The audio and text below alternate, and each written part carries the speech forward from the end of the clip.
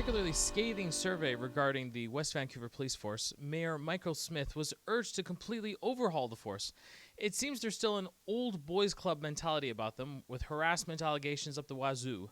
Police Chief Peter Lapine adamantly defended his constables, noting the allegations are seriously always investigated and never signed away or forced to be withdrawn or quietly filed under N for nah. But on Tuesday, he retired suddenly. Former Police Chief Cash Heed is urging the organization to go under the banner of the Vancouver Police Department, the North Vancouver RCMP, or even the Dunbar McDonald's, anyone at all with more professional approaches to law enforcement.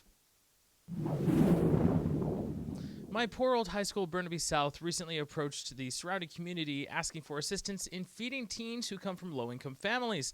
It seems the budget is insanely strained, and many of these kids are more concerned with their growling stomachs than what grade they got on their most recent math test, which immediately leads into our next story.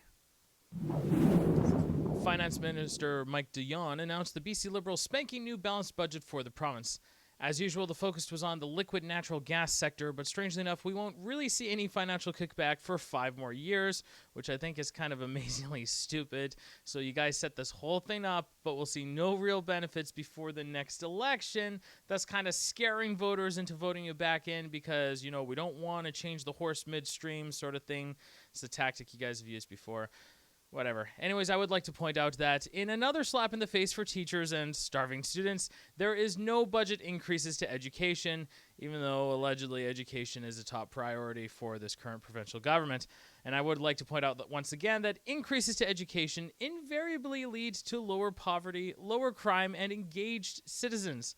At this point, my hearty suggestion to teachers out there is to simply stock up on tapes of Bill Nye and Reading Rainbow because you guys are going to need it.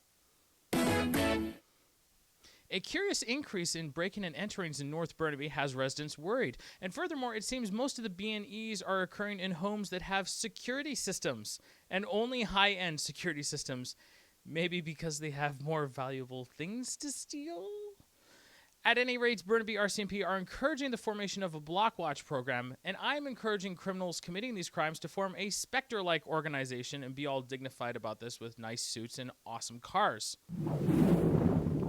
I just thought I'd mention that Terminal St. News was awarded a Naboxit Award, and I am thus encouraging everyone to subscribe to Disco Ben's immensely entertaining channel. Thank you very much, Disco. So that's it for this week, people. So if I got a Naboxit Award, maybe I will be included in Vancouver Web Fest, because that's the level, right, it takes to climb the ranks of notoriety. We start with Naboxit, and then we go up to film festivals, right? I know you're announcing your finalists early next week. I created that Daily Motion account like you asked me to, so we'll find out what happened to us on next week's episode.